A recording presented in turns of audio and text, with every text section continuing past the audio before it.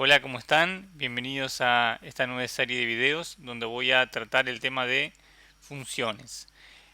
Dividí este tema de funciones en C en dos partes. La primera parte es la que estás viendo, es una parte más operativa donde vamos a ver qué utilidad nos proporcionan las funciones, la sintaxis, algunos ejemplos, compilación separada y diferentes tipos de variables. Con esta parte vas a tener todas las herramientas necesarias para utilizar funciones en tu programa. Y una segunda parte donde voy a explicar más en detalle cómo se implementan las funciones a nivel del sistema de computadora, cómo opera el procesador, cómo opera la memoria, la pila y demás, que es un complemento más bien teórico de este video. Tenemos bastante recorrido por delante, así que arranquemos. En esta primera parte vamos a trabajar con la definición. ¿Qué es una función? ¿Qué es para mí una función en C? ¿Y para qué escribimos funciones? O sea, ¿qué utilidad nos van a proporcionar? Vamos a trabajar esto de la siguiente manera. Me gustaría que vayan a la descripción del video y puedan acceder a los links que así figuran, donde hay dos programas equivalentes, es decir, que hacen lo mismo. Uno lo vamos a llamar código plano. En ese código todas las funcionalidades están resueltas en la función main. Este ejercicio es un ejercicio integrador del video anterior de for, while y do while. Y les pido que vayan a la descripción del video y lo miren. No hace falta que lo analicen en profundidad, sí que miren la estructura del código. Y luego tienen otro código, también ahí en la descripción del video, que le vamos a llamar código modular. En el código modular el programa está resuelto por medio de varias funciones. Ustedes se preguntarán, y bueno, pero todavía no vimos funciones, recién estamos arrancando. Pero yo les pido que lo encaren de una forma intuitiva. Es decir, miren ambos archivos y traten de sacar conclusiones a partir de lo que ven, de lo que les diga su intuición. Y les dejo algunas preguntas clave para que se vayan haciendo. Las preguntas son, ¿cuál de los programas te parece más prolijo? Claro, la prolijidad es un concepto subjetivo. Nos pueden parecer prolijas diferentes cosas. Pero a simple vista, ¿cuál te parece más claro de entender? ¿Cuál te parece mejor estructurado? ¿Cuál te parece más simple en su forma de expresar la funcionalidad del programa? Esas son las preguntas que me gustaría que te hagas. Y también que respondas de forma intuitiva. ¿Qué te parece que aporta la nueva forma de escritura que tiene el código modular? El código con funciones, que es justamente el tema que vamos a ver a continuación. Te pido que pauses el video, analices estos dos códigos y obtengas tus propias conclusiones. Una vez que lo hayas hecho, puedes dedicarle unos 5 o 10 minutos, ya podés seguir y vamos a trabajar el tema. Pero ya lo vas a ver de otra manera porque te vas a ver introducido de una forma intuitiva en el concepto de función. Ahora sí, habiendo introducido el tema de una forma más bien intuitiva, vamos a trabajar formalmente el tema. Primero, ¿qué es una función? Necesitamos una definición operativa para trabajar. Bueno, esencialmente es un fragmento, una porción de código que posee un punto de entrada y un punto o más de salida. Si posee un único punto de entrada y un único punto de salida, la función está estructurada, es un código estructurado como vimos en el teorema de la programación estructurada. Además puede recibir uno o más argumentos. ¿Sí? Los argumentos son valores o juegos de valores que la función va a recibir y los va a utilizar para operar de alguna manera. Y puede retornar un único valor. Y se dice que puede porque también podría no retornar ningún valor. Pero si lo hace, ese valor es único. Podemos relacionar el concepto de función al concepto de función matemática de una forma no fuertemente acoplada, digamos.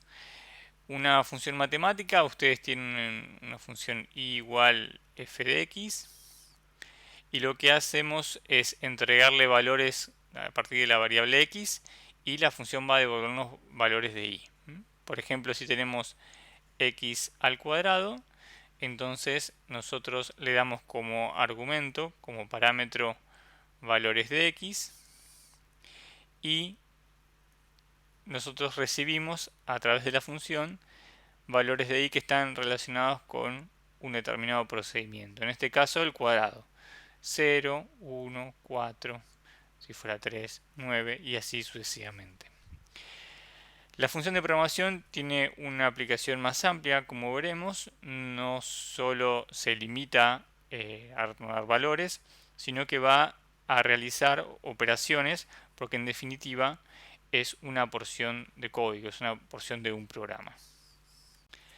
Pero también dijimos que nos preocupaba la motivación, es decir, ¿para qué quiero escribir funciones? ¿Cuál es el propósito de todo esto? Bueno, hay varias razones por las cuales es conveniente escribir un programa a partir de unidades más pequeñas que son las funciones. La primera es la modularidad. Modularidad significa que vamos a dividir el código total que resuelve el programa, en módulos más pequeños representados por las funciones, de forma tal de facilitar el análisis, el debugging es la detección y la corrección de errores, y la lectura y conversión del código, lo que hemos denominado legibilidad. La modularidad está relacionada con un concepto de programación que se llama responsabilidad. Y en general lo que se desea es que una función se haga cargo, se haga responsable de una funcionalidad y solo una del programa, de forma tal que esa funcionalidad quede encapsulada en la función. De esa manera es más fácil analizar el programa, porque una vez que tenemos esa responsabilidad resuelta con la función, esa parte ya está bien, podemos estar tranquilos de que eso funciona perfectamente, y si hay errores, sabemos que el error está en otra parte del código. Eso es el lado de la modularidad de por qué nos importa escribir funciones. Otro tema es la reusabilidad.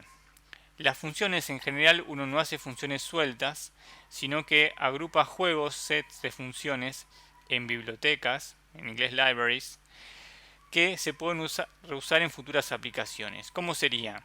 Imagínense que yo diseño un sistema embebido donde tengo un display. Entonces me hago una función para inicializar el display, una función para escribir un punto, una función para escribir una línea o una forma geométrica, un texto para borrar la pantalla, y tomo todas esas funciones y las agrupo en una librería.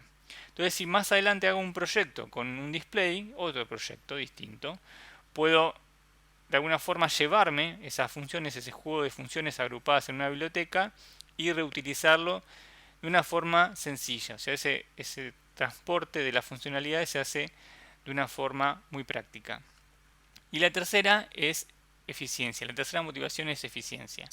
Las funciones, si uno tiene un programa donde se repiten funcionalidades, donde se repite código en varias partes, pueden llamarse varias veces, y de esa forma no es necesario volver a reescribir el mismo código una y otra vez.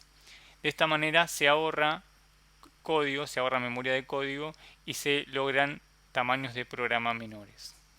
A continuación, lo que vamos a ver es la sintaxis de una función, ¿sí? Cómo se escribe una función en C, un ejemplo de código muy sencillo, a semejanza de lo que hicimos en los otros videos, y algunos ejercicios que vamos a codificar para introducir el tema. Una función en C tiene esta sintaxis. Se pone aquí al principio el tipo devuelto, ¿sí? Habíamos dicho que la función puede devolver un valor. Acá va el tipo devuelto: int, char, void, el que fuera. El nombre de la función, que tiene que ser un identificador válido de C. Y a continuación una lista de parámetros, ¿sí? Son los parámetros o argumentos que recibe la función, que están separados por coma.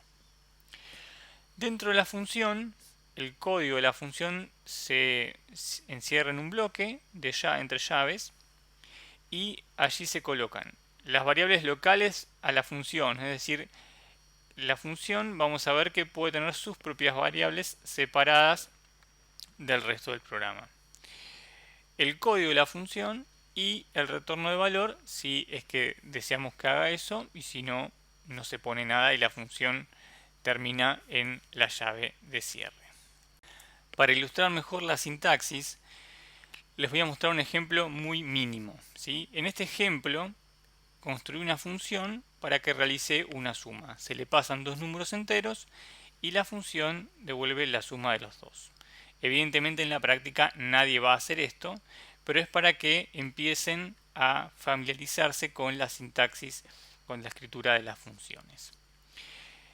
Como les había adelantado en su momento, necesitamos términos específicos para nombrar los diferentes conceptos que entran en juego cuando escribimos una función.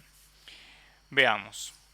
La función suma, que está aquí llamada, es decir, esta es la parte del main en donde voy a llamar, voy a invocar a la función suma, tiene, por un lado, los argumentos, que es las variables o constantes que yo le voy a pasar a la función para que opere, y la función va a ser llamada y ese valor devuelto se guardará en la variable c.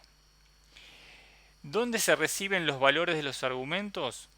En dos variables que están expresadas aquí en el código de la función, que se llaman parámetros formales. Es decir, la primera variable, el primer parámetro formal, recibe el valor del primer argumento y el segundo parámetro formal recibe el valor del segundo argumento.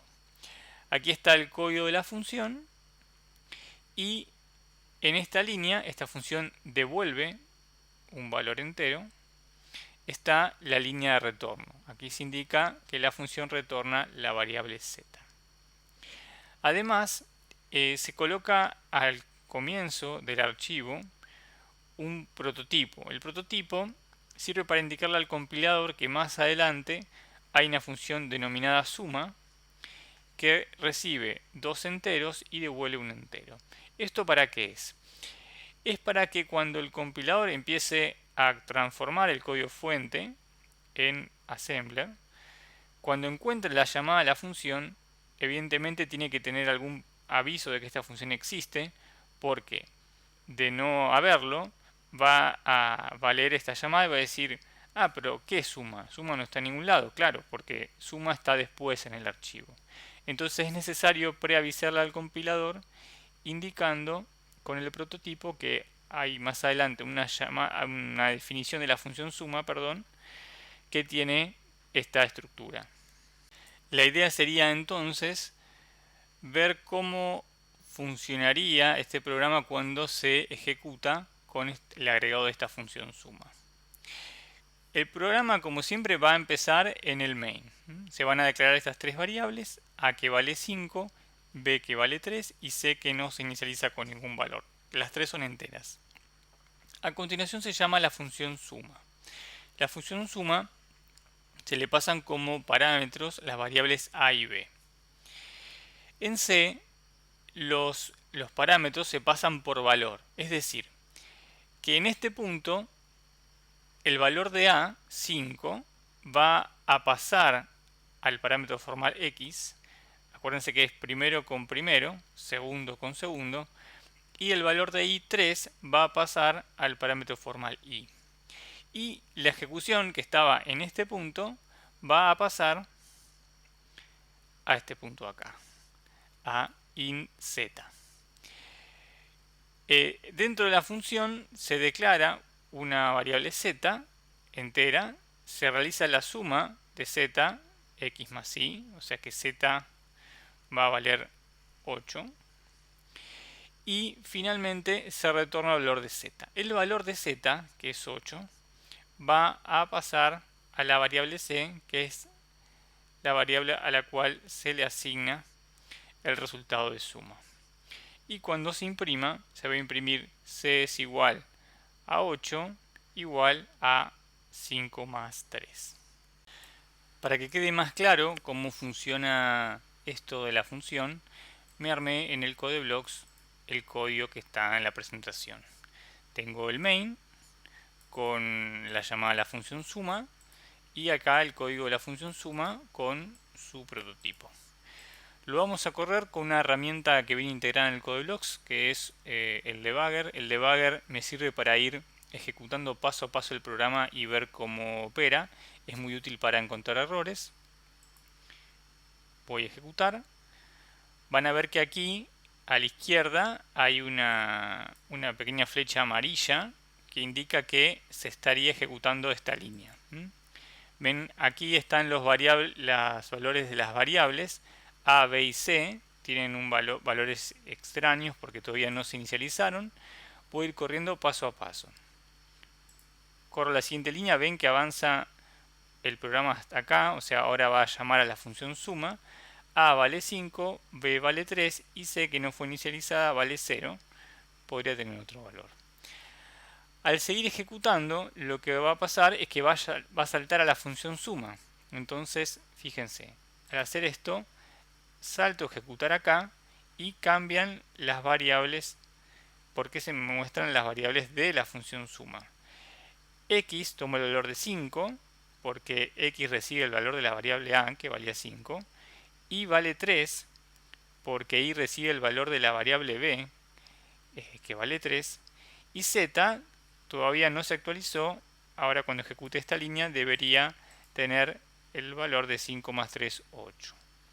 Avanzo, fíjense que vale efectivamente 8 y ahora va a retornar Z, es decir, va a retornar el valor de Z, que cuando vuelva debería ir a parar a la variable C.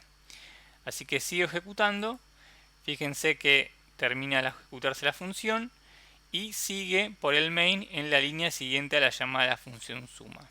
Vemos que el valor de C se actualizó, recibió el valor de Z, que era 8, y ahora va a imprimir C es igual a 8, es igual a 5 más 3. Entonces ejecuto y efectivamente me muestra lo que habíamos previsto. Y con esto queda explicado cómo es que opera una función. Como hicimos en otras oportunidades, lo que vamos a hacer es algunos ejercicios para mostrar el concepto en funcionamiento. Nos piden que hagamos lo siguiente. En el punto 1, que escribamos una función que recibe un número cualquiera, un número entero, e indica si es primo o no. Si es primo va a devolver 1 y si no va a devolver 0. Y en el punto 2 nos pide usar la función anterior para encontrar los pares de números primos separados por 2 unidades, ejemplo 3 y 5, 5 y 7, etc., desde el 1 hasta el 1000. El punto 1, la función que recibe un número indica si es primo o no. El cuerpo de la función, el código que conforma la función, ya lo expliqué en el ejercicio, en uno de los ejercicios de while, do while y for. Así que no lo voy a volver a explicar, simplemente lo voy a aplicar y le voy a dar forma de función. Así que vamos a ir al CodeBlocks, les voy a mostrar cómo se hace la función en base al código que habíamos visto en un video anterior. Y luego vamos a implementar el punto 2, que es aplicar esa función para encontrar los pares primos entre 1 y 1000. Aquí tenemos, fíjense, estas definiciones, falso 0, verdadero 1, que son coherentes con lo que nos pide el ejercicio. El prototipo de la función es primo, la función recibe un entero y devuelve un entero, lo que recibe es el número que va a ser evaluado y lo que devuelve es verdadero o falso. Y fíjense el código, ya lo tengo escrito, que sigue la misma lógica que vimos cuando ejercitamos for. Le buscan divisores al número, si se le encuentra algún divisor entonces es falso que el número sea primo, si no se le encuentran los divisores el número por defecto va a ser primo y se retorna verdadero o falso. Fíjense que hasta puedo compilar este código así como está, incluso con el main vacío, para verificar que no hay ningún error, no hay ningún problema. De esta manera tengo al menos esta función que compila y seguramente funciona porque es el mismo código que vimos anteriormente. Y la idea ahora sería aplicarla para encontrar los pares primos entre 1 y 1000. Para eso tenemos que ir recorriendo los números del 1 al 1000 y verificar si encontramos pares separados por 2, es decir, nos dice el ejemplo 3 y 5, 5 y 7, 11 y 13. Para eso vamos a usar una estructura iterativa, voy a usar un for, me declaro una variable i, una variable que voy a utilizar para recorrer, y hago lo siguiente. Arranco en 0, termino en 1000, le vamos a poner un define tope, y este define va a valer 1000. Así si queremos cambiar eso más adelante, lo podemos hacer de una forma mucho más clara. Tope 1000 y voy a preguntar si. Y fíjense qué práctico es tener una función que me resuelve este problema. Si es primo de i, ¿sí? Si es primo de i es igual a verdadero, es decir, si el número i es verdadero y además el número i más 2 es verdadero,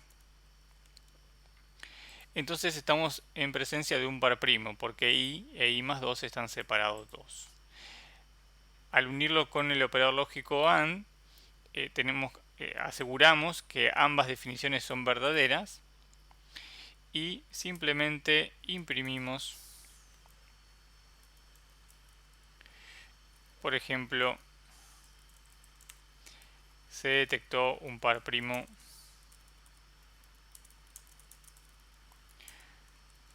tanto y tanto. Y que vamos a imprimir, obviamente, i e i más 2. Voy a sacar este doble barra n para que no queden tan separados.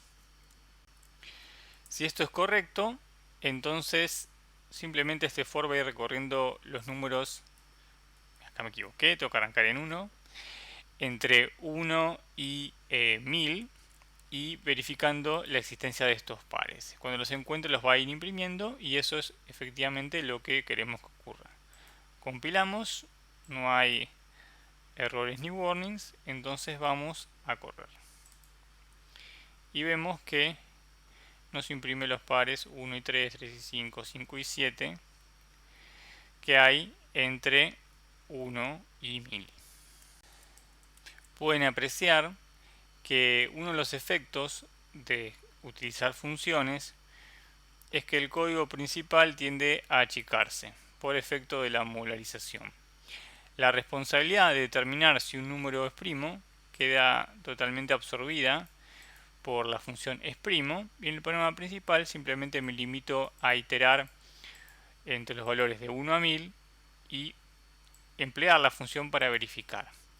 Otra ventaja es que una vez que sabemos que la función opera correctamente, ya nos quedamos tranquilos de que esa parte del código está buena, no tiene ningún problema, y simplemente la aplicamos. Si hubiese un error en esta impresión, habida cuenta de que este código ya lo revisamos en un ejercicio anterior y confiamos en él, simplemente enfocaríamos nuestros esfuerzos en detectar el error en el main porque confiamos en el código de la función. Esto es lo que les comentaba en la introducción, que mejora, facilita el debugging.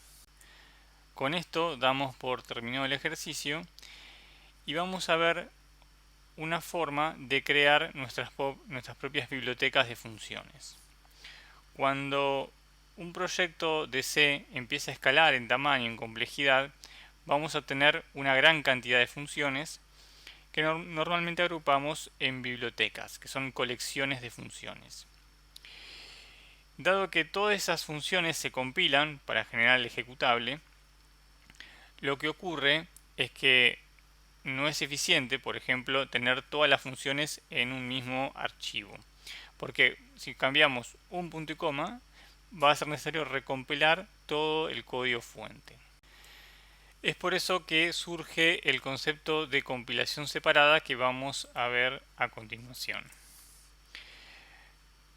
La compilación separada consiste en distribuir el código de nuestro proyecto en diferentes archivos. Hasta ahora lo veníamos haciendo todo en main.c o no importa cómo se llama el archivo, en un único código fuente que tenía el main y las demás funciones. Ahora lo vamos a hacer con diferentes archivos y eso nos va a proporcionar algunas ventajas. La primera es que la compilación es más eficiente, como les comentaba, porque se va a recompilar solamente los archivos que sufran modificaciones. Y la segunda es que la separación de las funciones en diferentes bibliotecas, ¿sí?, va a mejorar el proyecto en varios aspectos que ya habíamos comentado. Uno es la reusabilidad. Si yo tengo todas las funciones en un archivo separado que atacan un determinado problema, yo las puedo exportar y llevar a otro proyecto de una forma mucho más sencilla que si estuvieran incrustadas en un mismo código fuente donde tendría que ir extractando las que necesite. La segunda es la modularidad, porque puedo tener las funciones separadas por funcionalidades, por grupos de funcionalidades. Y la tercera es la abstracción, porque puedo regular cómo el código de algunas de las funciones hacen uso de otras funciones y lo puedo regular de diferentes maneras. Para resumir, si no utilizo compilación separada, entonces todo el proyecto está en un único archivo con las desventajas que vimos anteriormente. Y si utilizo compilación separada, vamos a tener el proyecto distribuido en diferentes bibliotecas. Acá me imaginé un ejemplo en el cual tengo un sistema que tiene un sensor, puede ser de lo que quieran, temperatura, humedad, presión, imagínense, un display, una pantalla, puede ser una pantalla color, por ejemplo, y un servomecanismo. Entonces yo tengo separadas las funciones que están destinadas a gestionar cada uno de estos subsistemas en bibliotecas, y de esa manera todo el proyecto queda más prolijo, más modular. Cuando yo modifico, por ejemplo, algo del sensor, se recompila solo ese archivo y no todos los archivos del proyecto. Y esto me da la posibilidad de poder más adelante, si yo, por ejemplo, utilizo el mismo sensor o el mismo display o el mismo servo, simplemente copiar esos archivos, llevármelos y en base a ellos generar un nuevo proyecto. Para que puedan apreciar cómo funciona este concepto de la compilación separada de una manera más operativa, voy a tomar el código del ejercicio que hicimos anteriormente y voy a separar la función exprimo en una biblioteca aparte. Para eso necesito crear dos archivos. Un archivo que se llama de cabecera, que tiene extensión .h, y un archivo que va a tener el código fuente de la función, que va a ser un .c. Para eso hacemos file new, file, header, vamos a crear primero el .h, le vamos a poner, por ejemplo, primo.h,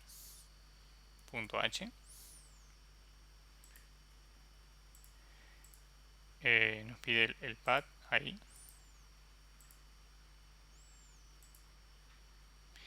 y en el archivo de cabecera lo que vamos a incluir es el prototipo de la función y las definiciones que necesita la función exprimo para operar correctamente. Entonces vamos a incluir eso. Ahí está. Lo extraemos del código fuente del archivo del main. Y ahora sí tenemos el código de nuestro .h. Lo guardamos. Ahora lo que ocurre es que esas definiciones y el prototipo desaparecieron del main.c.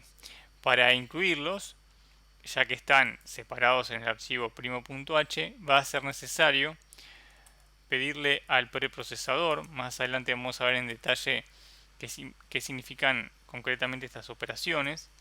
Por ahora sepamos que debemos incluir este .h dentro de el main. ¿Para qué?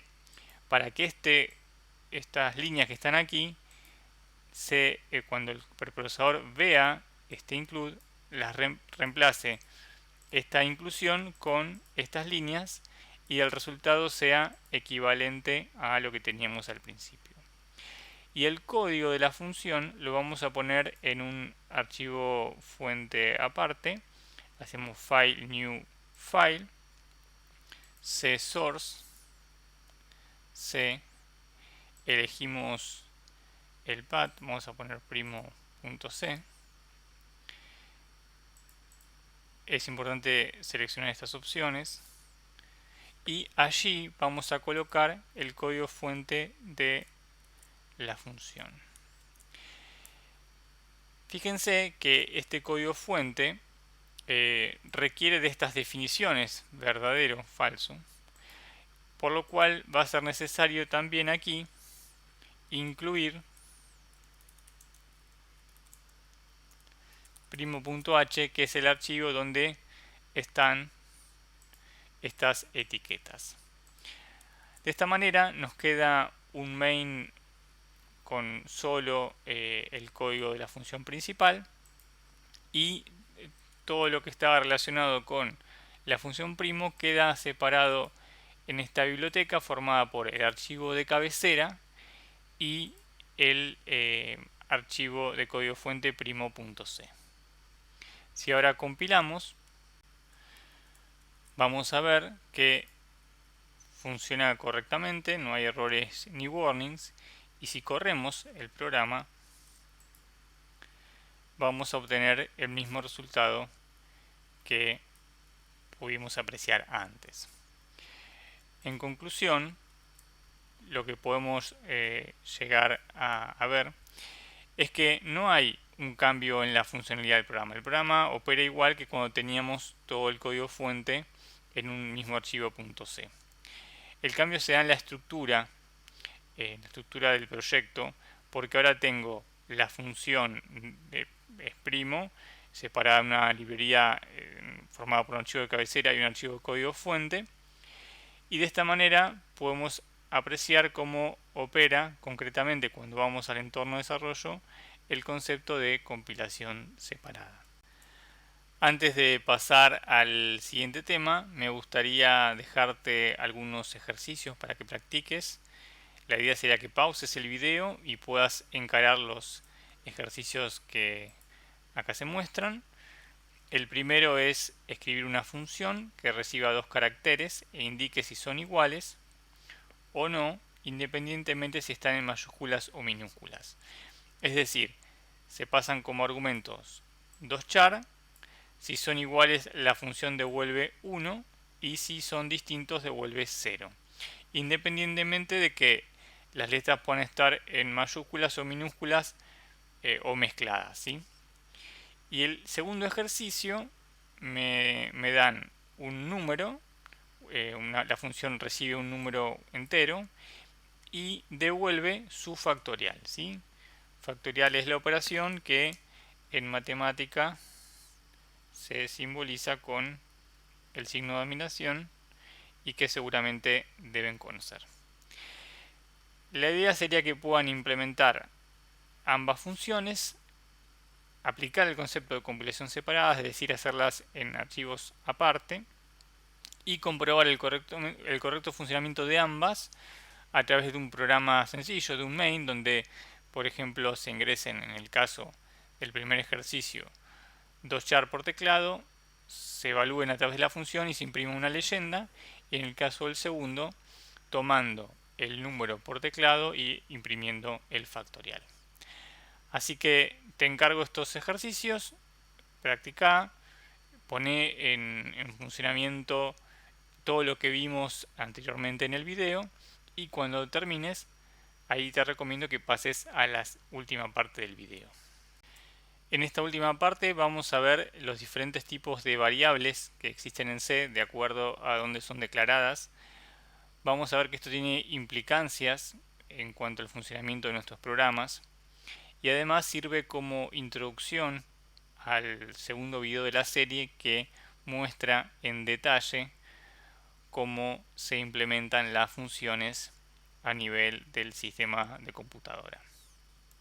Existen tres tipos de variables en C: las variables globales, las variables locales y los parámetros formales.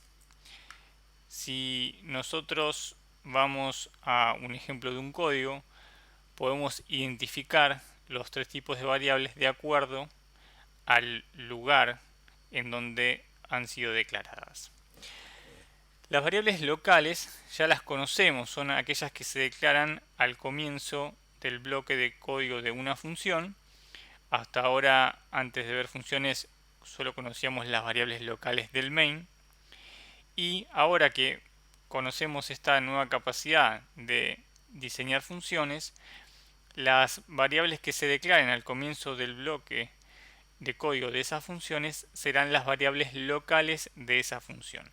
Vamos a ver que este nombre, variable local, implica ciertas características de esos contenedores y vamos a compararlas con los otros dos tipos de variables, que son los parámetros formales.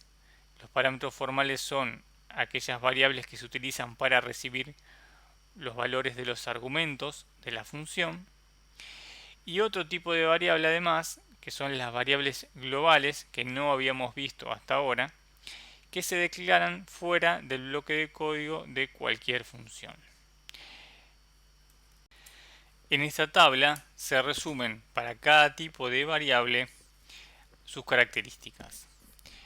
Empecemos por el valor inicial.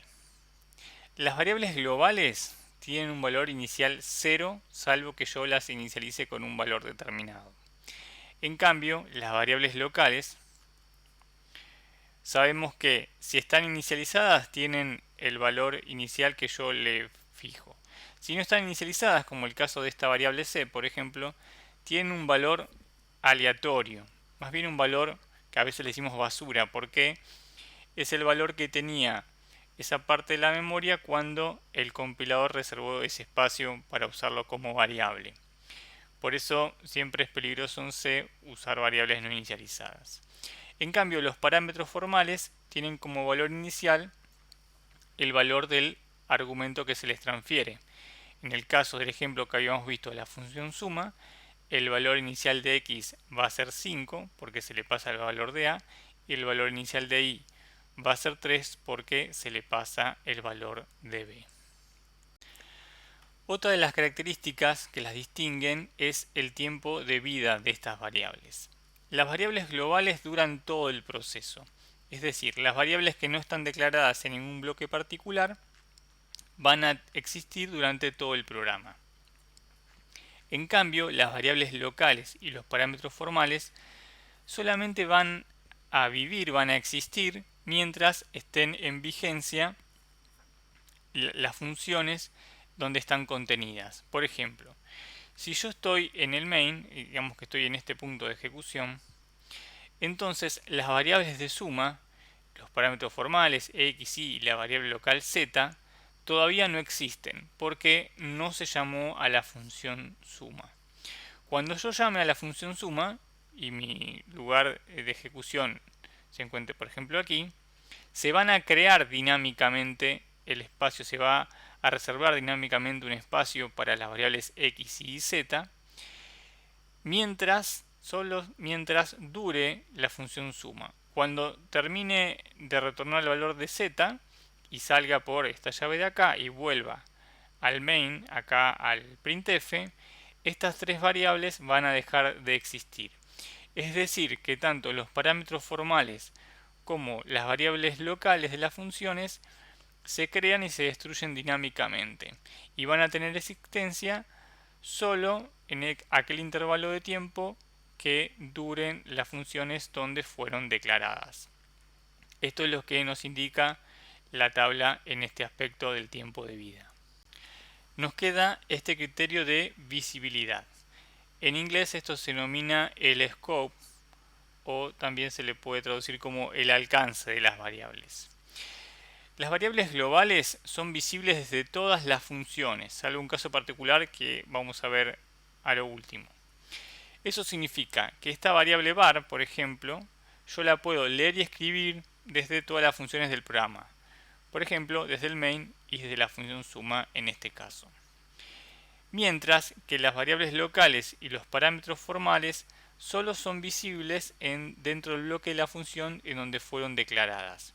Es decir, si yo estoy en el main, no puedo ni leer ni escribir estas variables x, y o z. Porque de hecho, si yo estoy en el main y no salté la función suma, estas variables ni siquiera existen en la memoria todavía. Se van a reservar su espacio cuando yo invoque a la función suma. Y dentro de la función suma yo no puedo acceder ni a ni a b ni a c porque esas funciones son locales del main y no son visibles dentro del bloque de la función suma. Esta propiedad de las variables locales y de los parámetros formales ayuda a la modularidad del código porque yo solo puedo modificar dentro del código de una función aquellas variables que fueron declaradas en ella. Por eso no es una buena idea utilizar variables globales de una forma exagerada, porque si bien puede parecer práctico que se puedan modificar desde todos lados, eso justamente rompe la modularidad. Por último, vamos a hablar del hábitat de la variable. El hábitat de una variable es el lugar físico donde va a estar contenido el dato de esa variable. Las variables globales se guardan en un área de la memoria que se denomina área estática. El compilador reserva un lugar de esta área estática del programa, un lugar para esa variable global. Y ese lugar permanece durante toda la duración del proceso. Mientras que las variables locales y los parámetros formales se guardan en un área denominada la pila. La pila la vamos a describir en detalle en el siguiente video de la serie, pero imagínense que a diferencia del área estática, que como su nombre lo dice, permanece idéntica durante todo el proceso, la pila es un área dinámica, donde a medida que sea necesario se va a ir reservando espacio para las nuevas variables. Esto es lo que permite, por ejemplo, que cuando yo salto a la función suma, la pila sea grande para incluir el espacio necesario para x y z, y cuando retorno de la función suma, ese espacio que está destinado a x y z se pierda, la pila se achique, y de esa manera puedo hacer un uso eficiente de la memoria. Esta es otra de las razones por la cual no es una buena idea abusar de las variables globales en los casos que no son necesarias, porque el espacio que ocupan las variables globales se utiliza durante todo el proceso, mientras que las variables locales y los parámetros formales se van creando según necesidad a medida que se van llamando las diferentes funciones. Finalmente, para explicar este asterisco que habíamos indicado, hay un solo caso en el cual las variables globales no se pueden ver desde una determinada función, y es en el caso en que una función tiene una variable local con el mismo nombre que una variable global. Eso sería, por ejemplo, si yo declarase una variable var dentro de suma, que es homónima con la variable global. Entonces, si hiciese una asignación, por ejemplo, var igual a 5, ¿cuál estaría modificando? Bueno, estaría modificando la variable var, que es una variable local de la función suma, y no la variable global. Esto es una definición del lenguaje. Es como si la variable var homónima eclipsara la variable global y esta queda inaccesible. Ese es el único caso en que una variable global no se puede ver dentro del bloque de una función. Bueno, con estas definiciones sobre los diferentes tipos de variables cerramos este video. estos son conceptos que es importante que incorporen. Además, en algunos casos ocurre que por la forma de programar, esto lo he visto mucho con la gente que empezó probando con Arduino, se abusa de las variables globales y eso tiene un perjuicio en cuanto al uso de la memoria y a la legibilidad, a la prolijidad del código, al impacto que tiene sobre la modularidad. Así que es importante que tengamos en cuenta estos conceptos para programar bien. Espero que les haya gustado el video y nos vemos